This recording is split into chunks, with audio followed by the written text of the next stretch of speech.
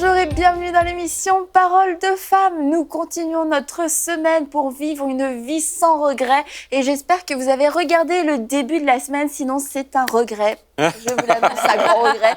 Mais vous pouvez maintenant faire preuve d'intentionnalité en allant regarder les émissions du début de la semaine. Je trouve que cette intro est formidable. Comme nos invités d'ailleurs. Et on vous reçoit depuis le début de la semaine, Éric et Rachel Dufour. Bienvenue à vous sur le plateau de Parole de Femmes. C'est un plaisir de pouvoir vous avoir. Et vous êtes avec nous pour le reste de la semaine, rassurez-moi. Oui. Vous ne partez pas. On va rester jusqu'au bout. C'est super. On vous a présenté un petit peu en début de semaine, mais peut-être vous pouvez redire un petit mot sur vous rapidement. Eh bien, oui, on a le privilège de servir les pasteurs, les missionnaires et les leaders de ministères. On prend soin d'eux pour qu'ils aillent bien et qu'ils gagnent leur course, qu'ils puissent porter leur appel jusqu'au bout. Donc, on voyage pas mal, à peu près 6 mois de l'année, pour pouvoir aller là où les gens servent, en faisant des conférences aussi. Une de nos spécialités, c'est le couple, enfin plein de choses. On est très heureux au service de Dieu. Ok, on peut retrouver toutes vos infos sur votre site internet ericeracheldufour.com. ericeracheldufour.com, et du coup on peut aussi voir vos événements là où vous êtes tout au long de l'année. Et je vous encourage, si vous voyez une date et un lieu dans votre région, n'hésitez pas à y aller. Ce sera vraiment un temps bien investi pour votre vie. Et aujourd'hui nous parlons des objectifs à court terme, parce qu'hier on a vu les objectifs à long terme. On a vu que c'était important de garder le cap, et même si on a perdu le cap à un moment donné dans notre vie, il n'était pas trop tard pour se remettre dans la trajectoire. Mais aujourd'hui on va voir comment le faire peut-être plus de façon quotidienne et de façon surtout concrète, intentionnelle. Autant quelquefois la vie est venue nous écarter, on s'en est même pas rendu compte, mais une des façons de pouvoir garder le cap, c'est vraiment de nager de façon intentionnelle. Maintenant qu'on a notre objectif bien fixé, comment est-ce qu'on va faire pour y arriver au quotidien? On veut mettre des petites miettes pour retrouver le chemin. On va être sûr de mettre des petits galets qui vont nous permettre d'avancer, des marches. On peut utiliser toutes les images qu'on veut. Mais l'idée, c'est d'être intentionnel aujourd'hui, demain, et de jalonner mon chemin pour que j'arrive à l'objectif. On dit souvent qu'un grand voyage commence en fait par le premier pas. Et oui. C'est vraiment ça. Quand on a un objectif à long terme, ça peut des fois être presque écrasant, tellement on se dit mais comment je vais y arriver? J'aimerais bien aller là-bas, mais ça me semble impossible. Et en fait, les objectifs à court terme sont là pour nous permettre de faire le premier pas, puis le second, etc.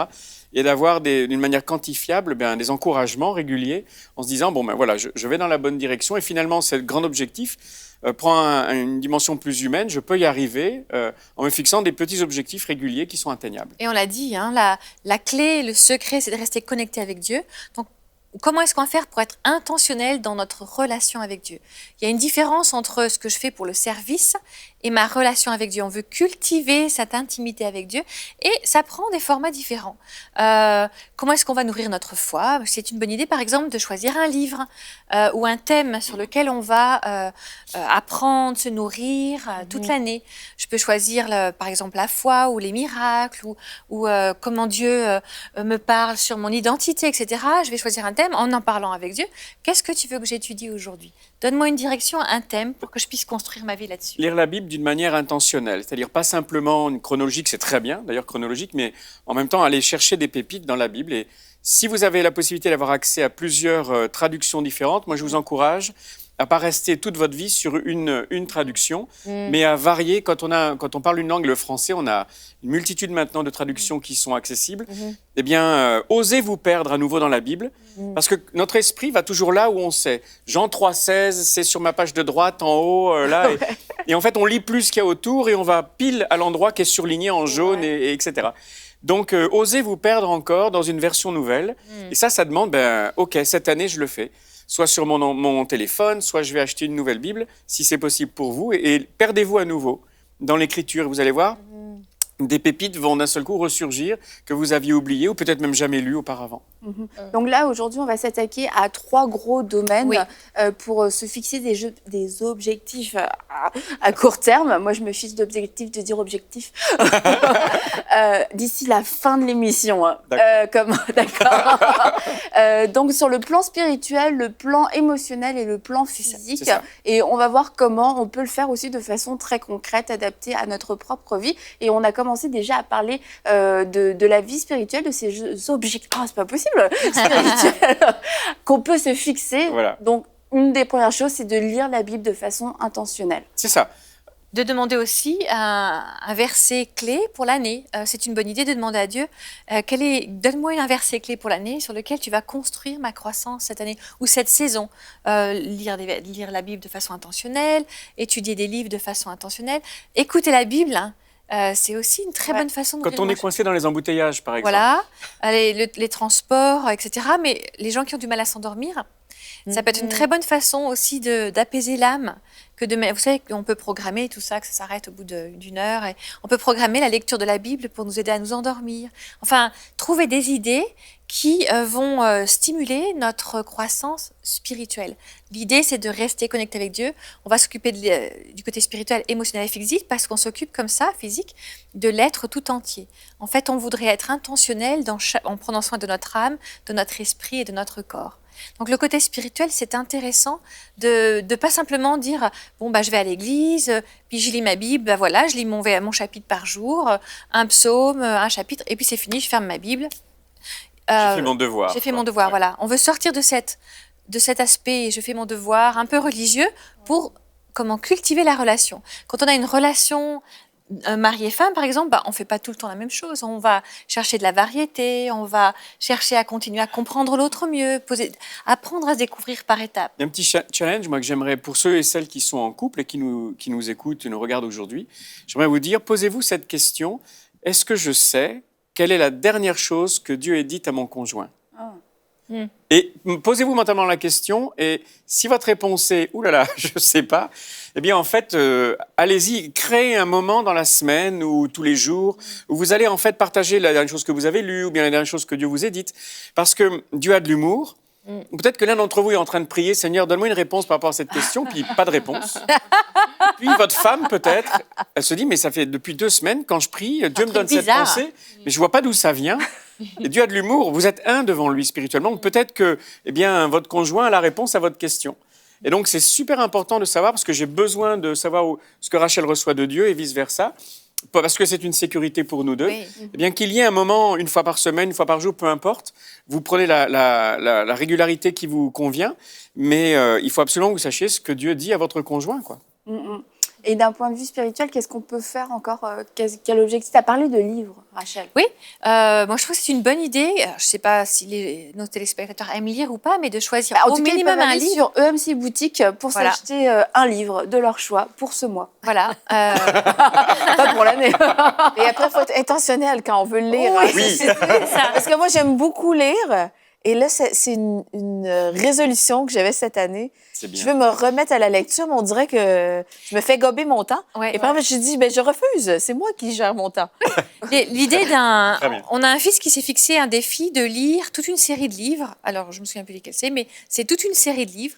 Et en fait, il a trouvé un groupe d'autres lecteurs sur Internet qui lisent la même série de livres que lui. Et du coup, il se retrouve, je crois que c'est pas très long, mais un temps court, 1 fois par semaine, et ils disent oui, j'ai réussi à lire, j'ai lu les chapitres qu'on avait fixés, c'est super, c'est ça qui m'a marqué, ça qui m'a touché. Ça peut être intéressant de dire, mais alors si on est en couple, de dire au conjoint, écoute, on lit ensemble, par exemple tu lis à haute voix un chapitre, moi je lis un chapitre, ou entre amis, un petit groupe à l'église, on peut se retrouver en disant cette année ou ce mois-ci, on va lire ce livre-là. Je sais qu'avec notre équipe pastorale à l'église MLK en France, à Créteil, on a un livre, le livre de David Terry, son dernier À l'écoute de Dieu. Et on le lit ensemble en tant qu'équipe. Voilà.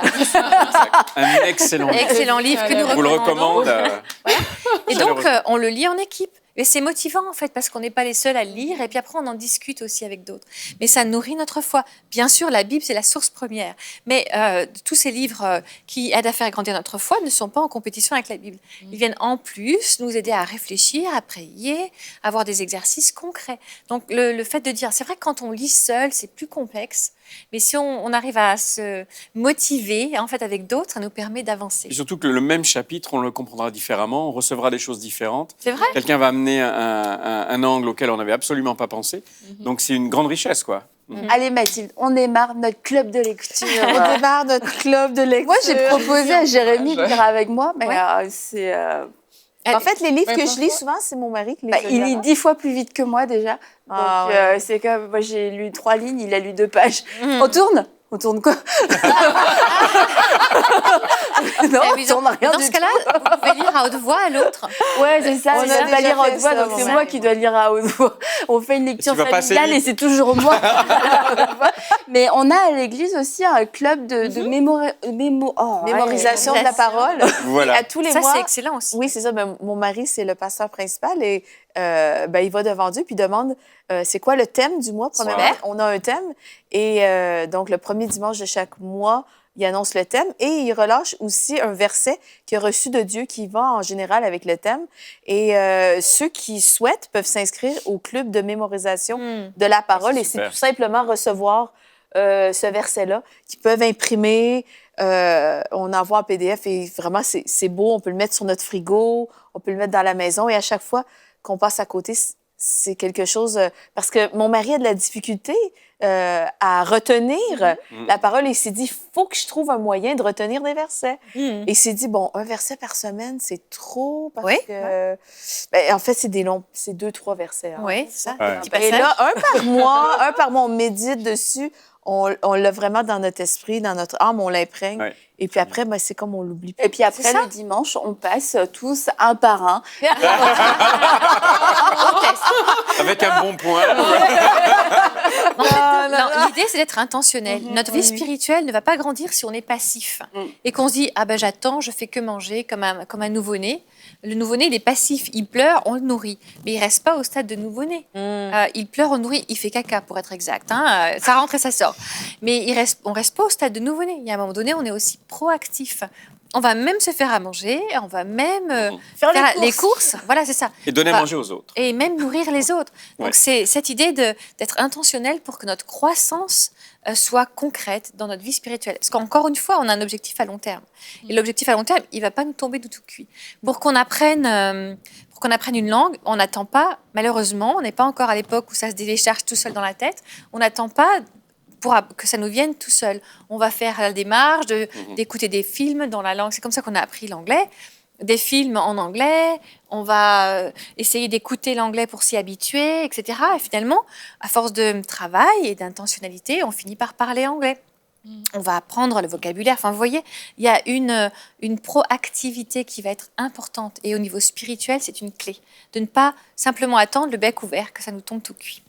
Et Jésus nous dit, suivez-moi. Et le fait de suivre, c'est vraiment un acte intentionnel. Oui. Et il n'a pas dit, je vais vous tirer derrière moi, de gré ou de force. Il a dit, suivez-moi. Et c'est vrai que si on veut grandir, si on veut constamment être proche de lui, on doit faire cet acte intentionnel. Je marche derrière toi, là où tu vas, je vais, mais c'est intentionnel. Il y a un danger de tomber amoureux d'un rêve. Et en fait, d'être amoureux du rêve, mais de ne pas être prêt à faire ce qu'il faut pour un jour entrer dans ce rêve. Et je crois que c'est le pasteur T.D. Jakes qui a dit Dieu a créé les arbres, mais c'est aux hommes de construire les tables et les chaises. Donc, il a donné la matière première. Ça, c'est la direction. Voilà ce qu'il vous faut. Maintenant, c'est à vous de le faire, à vous de le construire. Il n'a pas créé les tables et les chaises toutes faites déjà pour nous. Souvent, on a une prière un petit peu enfantine. Seigneur, donne-moi la table et les chaises, quoi. Mais non, l'arbre est là et à toi de t'y mettre pour sortir de cela dont tu as besoin. Et du point de vue émotionnel, quels sont les objectifs et comment atteindre ces objectifs? Oui, pour être bravo Annabelle, pour être équilibré dans son être tout entier, il nous faut des relations équilibrées. Dieu a créé l'homme et la femme parce qu'il voulait être en relation avec nous. Il a créé l'homme et la femme pour qu'ils soient en relation l'un avec l'autre. Donc la relation avec l'autre est une des clés du fonctionnement de Dieu et une des façons d'exprimer l'amour de façon divine. Et donc le fait d'être intentionnel dans ces relations est très important. Je me souviens quand on était pasteur en France, évidemment, quand on est pasteur principal d'une église, on est beaucoup investi dans la vie des chrétiens et dans la vie de l'église, etc. Et puis un jour, Éric prêchait en prêchant sur le besoin d'évangéliser, de s'ouvrir à l'extérieur, et le Saint-Esprit t'a repris en te disant... En fait, j'encourageais les gens à évangéliser autour d'eux, leurs voisins de palier, leurs collègues de travail, les gens que l'on rencontre dans la famille, les membres de la famille. Ouais. Et le Saint-Esprit me dit, mais et toi, tu les connais, tes voisins de palier? Ah oui. Et alors là, je me suis rendu compte qu'en fait, je ne savais pas qui ils étaient. Parce que quand on est pasteur, en fait, j'avais 100% de mon temps consacré aux chrétiens. Et en fait, j'avais plus de contact avec ceux qui ne le sont pas. Et je me suis dit, mais c'est vrai, je ne peux pas demander quelque chose que moi-même je ne fais pas.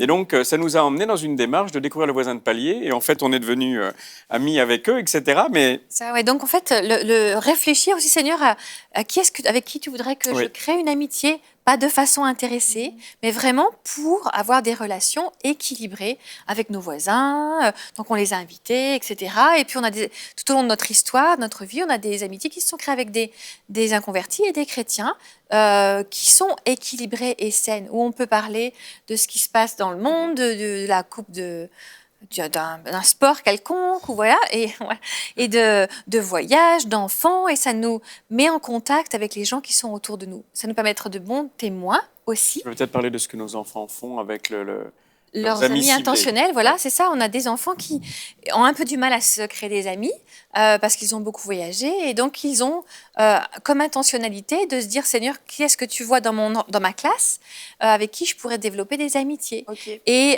donc ils prient, ils reçoivent quelqu'un. Bah oui, tu vois, on a des centres d'intérêt en commun, donc ils sont intentionnels en disant, tu veux qu'on fasse des devoirs ensemble, est-ce qu'on va aller voir un film ensemble, et ça leur permet d'agrandir leur cercle d'amis et de ne pas s'enfermer. Quand on est la mère morte, elle est morte par manque d'apport de choses nouvelles. D'apport de choses nouvelles. Et donc, créer des amitiés équilibrées et multiples. Hein. On a beaucoup parlé dans nos émissions de attention à l'exclusivité dans une amitié. On parle d'amitié multiple, pour pas créer des liens entre deux personnes. Mais dans une amitié multiple, eh bien, on va pouvoir rester équilibré dans nos émotions. Surtout quand on est célibataire, c'est important d'avoir un endroit où on va pouvoir partager nos émotions. Quand on regarde un film, pleurer ensemble, ah ouais, ça me fait pleurer parce que ça me fait penser à dans ma famille, on a perdu quelqu'un du cancer. Si je regarde un film avec un décès, bah oui, ça me rappelle la tristesse, et du coup, on peut parler de la personne qui est décédée. Il n'y a rien de pire que de ne pas parler des personnes qu'on aime qui sont décédées, parce que c'est comme une deuxième mort, en fait. Ma maman est partie au ciel il y a longtemps, mais on en parle. C'était une super grand-mère, une super maman, et on la maintient en vie quand on parle d'elle. Donc voilà, par exemple, je regarde un film triste où les héros perdent la maman, ben, je peux parler de la mienne de maman qui est partie trop tôt, et c'était une grand-mère super, et on garde les gens en vie. Et dans un groupe, on peut maintenir nos émotions vivantes, équilibrées et saines, en développant ces relations d'amitié autour de nous. Et par exemple, quelqu'un qui a un problème de caractère, de colère. Oui. Moi, je sais que je suis colérique, et cette année, j'aimerais que la colère ne fasse plus partie de ma vie. Est-ce que je peux me fixer des objectifs pour arrêter de me fâcher? Ah oui, absolument. Très bon exemple. Parce que là, j'en peux plus. Et ça m'énerve. Ah bon, 28 minutes, j'arrive à me... Oui, c'est un très bon exemple. Je crois que c'est un problème qu'il y a bien longtemps j'ai eu aussi dans ma vie, où j'étais coléreux. Et en fait, je me suis rendu compte à un moment donné que ça me maîtrisait parfois, et au point que ça pouvait m'emmener à dire des choses ou faire des choses que j'aurais pas voulu faire. Donc, c'est devenu un chantier il y a très longtemps. Et oui, c'est un objectif qui est absolument nécessaire presque pour que la colère de l'homme n'accomplit pas la volonté de Dieu. Donc, il faut rester avec quelque chose que l'on contrôle. L'indignation est bonne, qui est une forme de colère contrôlée et sainte, celle que Jésus exprimait.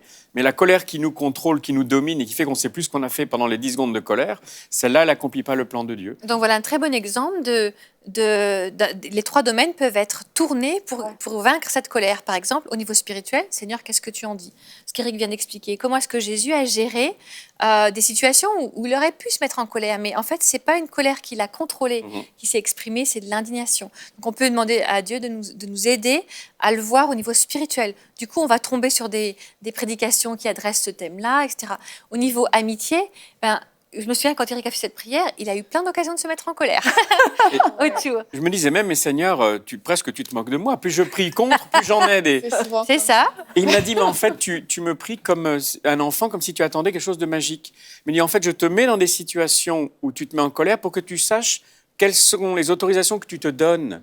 Et je me suis rendu compte comme ça que je m'autorisais à être en colère quand j'estimais qu'une injustice avait été faite contre moi. Oui. Et d'un seul coup, j'ai compris le pourquoi. Et régulièrement après, ça m'a remis dans des situations d'injustice où il m'a dit, voilà, il va se passer quelque chose d'injuste. Maintenant, j'attends de toi que tu te taises et que tu dises rien, que tu restes maître de toi. Et effectivement, ça arrivait. Et puis petit à petit, au fur et à mesure de plusieurs mois, d'exercices comme ça, où le Seigneur m'a vraiment amené à me comprendre moi, eh bien, la colère a pu être contrôlée et elle a disparu dans sa forme dangereuse pour moi. Voilà, ça c'était au niveau émotionnel et au niveau physique. Eh bien, on peut faire des exercices de respiration ou le fait de compter. Par exemple, avant de parler sur l'effet de la colère, on peut compter 7 secondes, 10 secondes. 1, 2, 3, 4, 5, 6, 7. Pour filtrer la pensée, etc.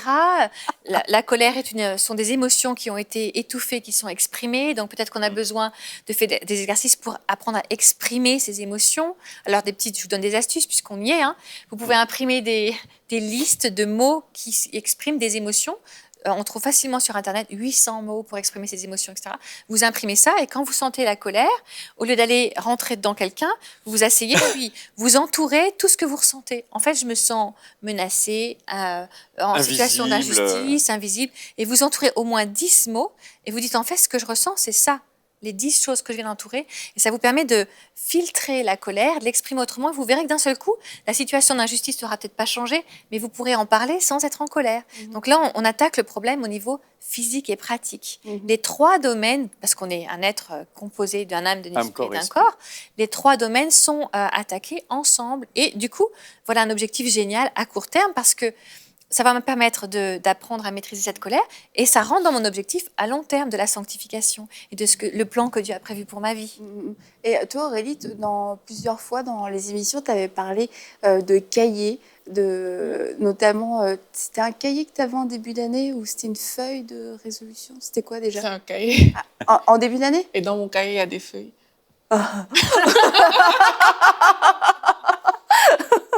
Non, mais tu n'avais pas une feuille de résolution ou quelque chose d'objectif? Ok, ah oui, je vois de quoi tu parles. Mais ça, on nous donnait à l'église, en fait. C'est une feuille dans laquelle on marque des objectifs qu'on veut voir tout au long de l'année, sur le plan spirituel, sur le plan émotionnel, dans la famille, etc. Et là, on remplit ces objectifs-là. On se dit, OK, mais c'est ça qu'on veut voir tout au long de notre année, en fait. Et on cible vraiment les domaines spécifiques en fonction de qui on est, de ce qu'on vit. Et on définit ce qu'on veut voir à tous les niveaux, spirituels, émotionnels et physiques, comme on a dit. Et après, il y a, une fois que tu as ta feuille, c'est à toi de te lever pour poser des actions, comme on est en train de dire, des actions courtes, à court terme, mais qui nous mèneront justement dans l'atteinte de ces objectifs-là. Et en fin d'année, tu peux reprendre ta feuille et puis tu vois, OK, par rapport à ça, voici ce que j'ai fait, voici tout ce qui a été et ce qui n'a pas été. Mais dans tous les cas, tout au long de l'année, tu as ce guide-là, tu as ta feuille qui te conduit, qui te montre, OK, est-ce que ça répond à mon objectif et qui permet aussi d'éliminer certaines actions. Oui. Parce que trop souvent, si on n'a pas des choses fixées comme ça, le temps, des choses viennent nous happer, on vole notre temps et puis au final, il n'y a rien. C'est pour ça que moi, personnellement, je recommande, notamment dans le plan spirituel, on a parlé au début, d'avoir un agenda avec Dieu. C'est pas juste pour le travail, c'est pas juste pour... faut avoir un agenda avec Dieu ou ces choses qu'il faut faire tous les jours par rapport aux objectifs qu'on s'est fixés. On se dit, OK, aujourd'hui c'est lundi, j'avais prévu telle chose. OK, ben je le fais. Ouais. Aujourd'hui, c'est mardi, j'avais prévu telle chose. Et Quoi comme telle chose? Par exemple, dans l'agenda, on peut se dire, aujourd'hui, moi, personnellement, ben, je l'ai fait longtemps, j'ai un peu arrêté, mais j'ai des sujets spécifiques de prière par jour. Je sais que lundi, je prie avec ma famille, et pour ma famille, je sais que mardi, mais c'est exprès parce que il faut intercéder. Je sais que vendredi, c'est juste, par exemple, l'adoration, des choses comme ça. Mais c'est comme, si tu ne le fais pas, ben, lundi, on va te présenter un problème qui s'est posé et tout. On ne dit pas de ne pas prier pour ce problème-là. Tu vas prier pour ça, mais il y a des sujets spécifiques que tu as qui sont là. Voilà, tu as ces objectifs-là qui sont clairs, sur lesquels que tu ne vas pas bâcler, parce qu'il y a des choses qui sont juste rentrées dans ta vie, dans ta journée, dans ton quotidien. On avait ça avec nos enfants. C'est bon, ça. Oui. Toute notre vie, le mardi, les enfants ont prié avec Eric pour leur future épouse. Et donc, ils étaient tout petits et Seigneur, elle n'est peut-être pas encore née aujourd'hui, mais je prie. C'était mignon. Et puis, il y a eu un moment donné, il disait, Seigneur, maintenant, elle est née, c'est sûr. Et ce qui était beau, c'est que quand ils ont rencontré les 3 qui sont mariés, leur future épouse, ils ont pu dire, j'ai prié pour toi toute ma vie. Quoi. Donc, c'est beau d'avoir des objectifs. Oui, c'est très bien. Et ça leur reste après. Donc, c'est vraiment une bonne discipline parce qu'on est sûr que la semaine se passe, on aura prié pour tout ce qui avait de l'importance pour nous. Et ça peut arriver, non pas parce qu'on y pense spontanément, mais parce qu'on l'a organisé. Et ça n'empêche pas que Dieu réponde, ça n'empêche pas que ce soit un vrai moment de prière. Simplement, il est organisé. Ouais. Puis au niveau physique, pour terminer, au niveau physique, bien, c'est pareil. On peut faire le point. Écoute, moi, je passe beaucoup de temps assise devant un ordinateur ou devant des gens. Peut-être que j'ai besoin de faire plus de sport. Qu'est-ce que je vais faire pour ça? Il va falloir que, par exemple, je me dise, je vais courir 3 fois par semaine, une demi-heure. Je vais courir à telle distance. Je pense qu'encore une fois, ce qui est décourageant, c'est quand on se fixe des objectifs bien trop ambitieux. Et puis, vous savez, souvent, le 1er janvier, tout le monde dit, ouais, je vais à la salle de sport. On fuit la salle de sport en janvier parce qu'elle est envahie par des gens qui font n'importe quoi et qui y resteront jamais. En février, c'est déjà nettement mieux. Mais il faut avoir des objectifs cohérents et en fonction de qui vous êtes. L'an dernier, je me suis fixé pour la fin d'année d'arriver à courir 10 km en 1 heure. C'était très raisonnable par rapport à qui je suis, par rapport à ma morphologie, etc. Puis finalement, j'y suis arrivé en octobre, avant le mois de décembre. Donc j'étais super fier de moi. Peut-être que certains vous vous dites, mais bon, c'est vraiment rien du tout, quoi. Mais moi, j'étais fier, quoi, de ce que j'avais réussi à accomplir. Je suis fière de toi. Waouh, c'est super. Donc ça m'a donné du bien et j'ai envie de continuer après parce que ça m'a fait du bien. Je me dis, ouais, j'y suis arrivé, quoi. J'aurais pas cru que je pourrais le faire un jour. Et un objectif pareil, des fois, on commence par marcher. Je me dis, je vais courir une demi-heure. Au début, sérieusement, j'ai marché, moi. J'ai marché pendant la demi-heure parce que j'arrivais pas à courir. Et puis, après, voilà. Donc, encore une fois, mon objectif de l'année, ça va être de courir 10 km. Enfin, c'est Sudéric, ça. De courir 10 km en 1 heure. Mais ça commence par je marche, puis après, je commence à courir, etc. Donc, restons intentionnels, autant au niveau spirituel, émotionnel que physique. Et intentionnels aussi, du coup, dans la croissance et dans l'évolution. Parce qu'il n'y a rien de pire, c'est vrai, que de commencer quelque chose trop haut niveau, puis on m'arrête 3 jours après. Autant commencer en marchant, puis finir. Ouais, on se fixe pas comme objectif le marathon. On se fixe comme objectif marcher 30 minutes. Ça commence déjà à bouger. Alors, c'est aujourd'hui qu'on prend des décisions pour aujourd'hui, pour demain. Commencer à planifier déjà planifier, repenser à l'émission d'hier, l'objectif à long terme et demander au Saint-Esprit de venir vous aider à découper votre temps. Quelles sont les actions à poser? Comment est-ce que moi, je peux segmenter mon temps? Quels sont mes objectifs? Peut-être que vous vous êtes déjà fixé des objectifs et on arrive dans le 3e trimestre, fin du 3e trimestre et vous dites, ça fonctionne vraiment pas. Peut-être que simplement, vous n'avez pas invité Dieu au centre. Et c'est important que le Saint-Esprit vienne vous donner la sagesse pour pouvoir réajuster vos agendas, réajuster vos objectifs de façon sage et de façon réaliste et pour que vous puissiez faire quelque chose d'extraordinaire avec votre vie et qu'à la fin de l'année, vous puissiez être fiers de vous et que vous puissiez dire merci Seigneur parce que on a réussi cette année. C'est possible et demain, on va voir comment s'évaluer dans notre marche justement et donc ce sera le temps des notes. Alors à demain.